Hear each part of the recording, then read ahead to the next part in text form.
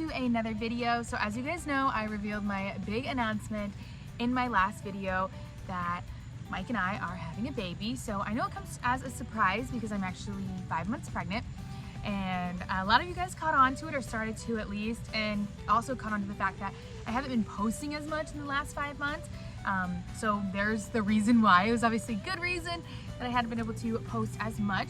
To preface, I had kind of like a sick beginning to my pregnancy, so I wasn't able to film as much as I would like to. So I thought it'd be fun today to do a little Q&A that I asked you guys over on my Instagram, and just sit in the pasture with the horses on this rocking chair and let them annoy me as we do a Q&A, so that we can make this formally informal. And I will answer some questions that you guys have asked me in my Instagram Q&A, and we'll go from there. I'm sure there's gonna be a lot more questions along the way, and maybe I'll do this again, but I know that one of the biggest questions that I saw is what's gonna happen to this channel. So the channel is gonna stay, and it will always stay as long as we have the animals, and you know, the frequency, I don't know how that's gonna change. But as far as the plan is to keep this channel animal content, because this is the space that I like it to be. I have always liked this channel to be a really safe space for fun and positivity, and not like a super negative space. Not saying that the baby will be anything negative, but just something lighthearted and things like that. And I do have my second channel that I will do more personal baby content. So you will see some baby stuff on here.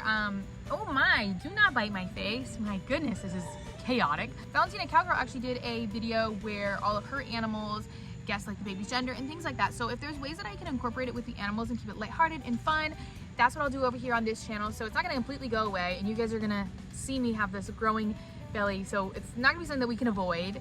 So we're just gonna incorporate it, things like that. Life will be a little bit different because I'm still taking care of all these animals, just also growing a child.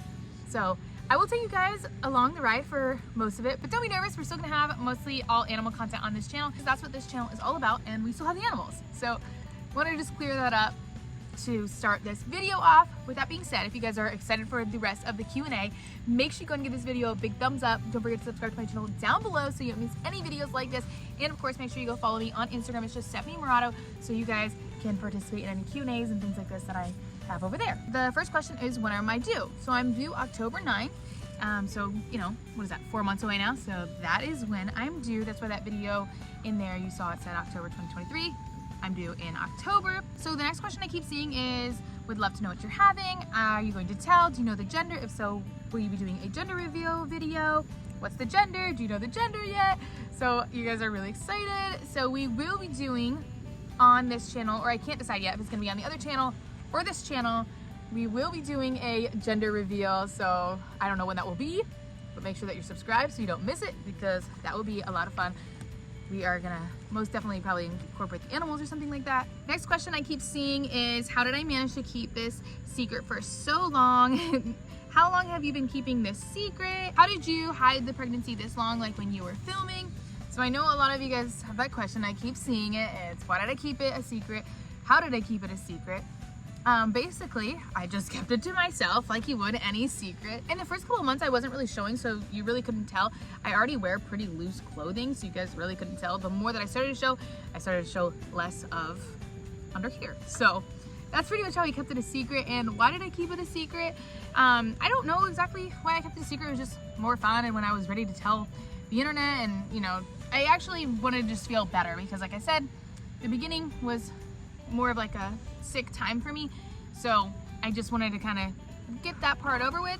And when I felt better, I wanted to be able to talk about it and be more positive about the whole experience with you guys.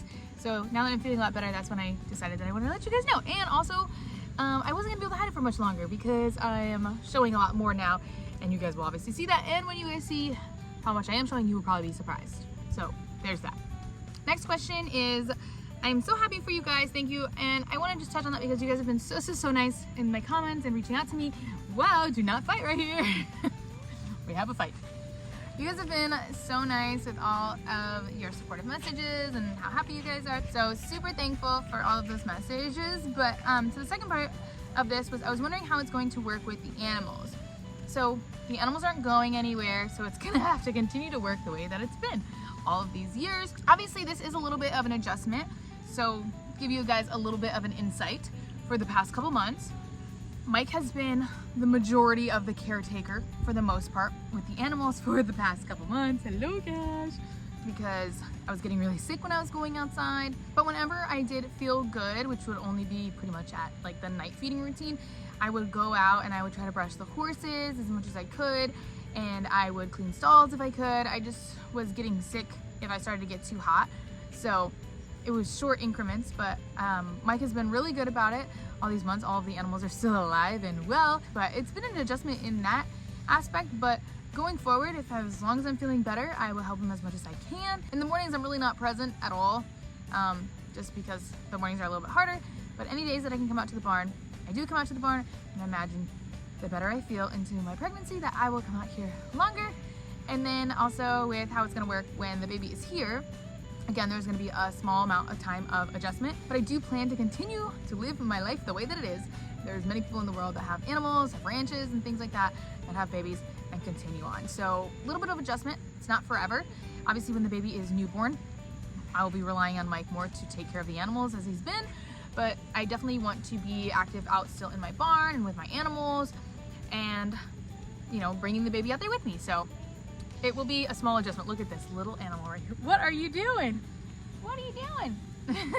Now the goats have arrived. So moving on from that, I know that is an interesting question. I get it all the time. Like, how's it gonna work with the animals? Are you gonna get rid of the animals? No, we're not getting rid of anybody.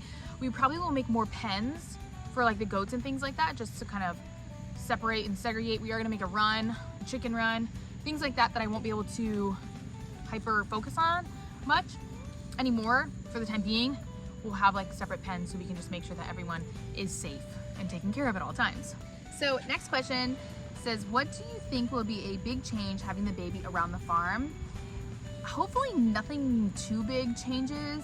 I definitely want the baby to be around all these animals and grow up with all the animals and have a respect and love for animals. So I don't think anything will necessarily change. I think if I was to say a change, I probably will be more cautious and less like reckless. I'm not really reckless, but I'm very comfortable around my animals. But there's something to understand is that animals are really different against like adults versus like babies and children.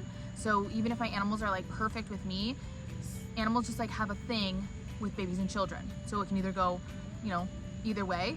They can be really comfortable and loving towards babies and such, or a lot of animals don't really like babies. So that level is gonna be more cautious, less comfortable around them in the way with the baby. So that'll probably be the biggest change, is making sure that just the baby is always safe. Do you see this? Do you see what I mean? Like, probably wouldn't be doing this with the baby, because this is what I mean. So that would be like the overall, the biggest change, I would think. But as far as like animals and everything else goes at the farm, there's probably not going to be like any real change, any like real noticeable change, is what I would say. The next question is a pretty big question, because it was a big question for me too, and it was, am I still riding? So the plan was that during my first trimester, which is like the first, you know, weeks up until the 13th week, is that it's relatively safe to ride. Obviously, if your horse is safe, it's relatively safe to ride because the baby's like this big.